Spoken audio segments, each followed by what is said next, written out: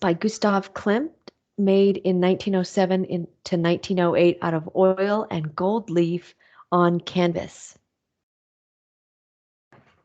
This is a very popular image that you could find in many other places. Once you're aware of it, I'm sure you're going to spot it everywhere you look. The context is that Gustav Klimt was the son of a goldsmith. And so he went through what we call his golden phase. And in that phase, he used gold leaf on a canvas. So it's kind of a arts and crafts style too, we call it, where he's using the craftsmanship of, a goldsmith in his work. This piece right here is the portrait of Adele Bloch-Bauer, which is another famous gold painting, gold leaf painting by Klimt. That piece in particular has a great story that I encourage you to watch in the movie Woman in Gold. The piece ended up being sold in a New York gallery for $113 million, which for a time was the highest selling art piece. That was in 2006, I believe. So please do watch Woman in Gold to learn more about this portrait of Adele Bloch-Bauer. More context is Gustav Klimt was not a married man, but he had many lovers. Here he is pictured on a lake in 1910 in Austria. He was a kind of a peer of Sigmund Freud, who was a great psychoanalyst in Vienna at that time. And Sigmund Freud is famous for coming up with the ideas of the unconscious mind, of the analysis of dreams to understand what's happening for people in their unconscious, and for formulating the idea that humans have sexual drives that can be seen at the age of 1. So it is in that big milieu that Gustav Klimt created this piece, the Kiss.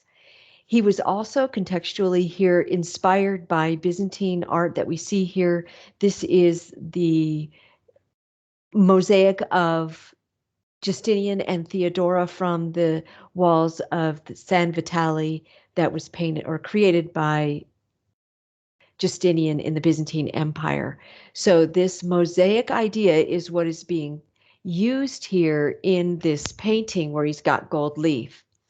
Others would point out that this gold right here that goes up around the two lovers kissing is similar to a halo that we would see here with Justinian and Theodora. In terms of form, this is a nearly perfect square image or square painting, 70 inches by 70 inches. It's on a golden dark background, and the man and woman are wrapped in a cloak. This would be the cloak that you see here, and then these little circles here. The male side is square with black and white and gray, which is placed opposite the female, and his is very linear, and hers is very curved, made with flowers, a contrast. They are embraced in a grassy patch of flowers. They are kneeling. Some would say that only she is kneeling and that if she stood up, she'd be taller than he is. But other art historians say they're in a kneeling embrace. Both of them are kneeling. I tend to go with that one. So in terms of content, they both have crowns on. I don't know, is that Justinian and Theodora-esque? His are a crown of leaves. Her is a crown of flowers.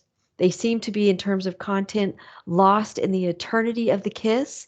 It has been described as erotic, sensual, sexual, yet they're both nearly completely clothed.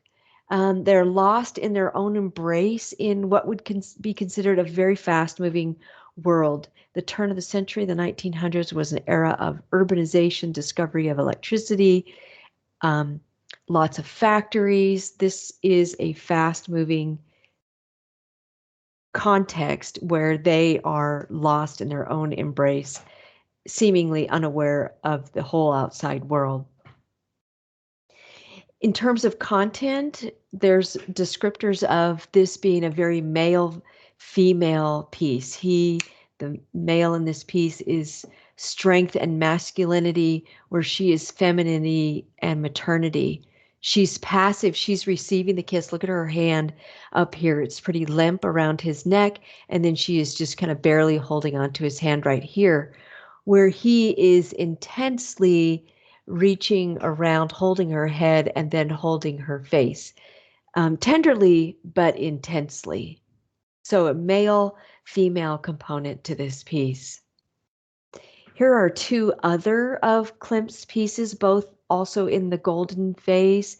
This is more nude here, more nudity, but they are also again wrapped in a cloak here. With this is a family piece, and this is more about female mother maternity. Has nude at the top, but here are look at all these women here at the bottom. Some pretty important symbolism there, probably of maternity and motherhood. The function of this piece is it's considered to be a quest for a modern icon. In this era of urbanization, it's also an exploration of love. It was very controversial in its day. This would be the Victorian era, where people were wearing clothing that women, especially, went down to the ground, wouldn't show an ankle. And this is also an expression of what we call Art Nouveau style, where we combine both beauty and utility. So this is a mosaic, the use of goldsmithing, so a kind of a tradesman work in addition to the painting. And it's flattened form and sensual curves. Those are Art Nouveau-esque also. Gustav Klimt is considered the key Art Nouveau artist. And then, so renowned is this piece, it's featured on the 100 euro coin on the back. Pretty cool too. Okay, so that is Gustav Klimt, The Kiss, made in 1907, 1908, controversial for its time, oil and gold leaf on canvas.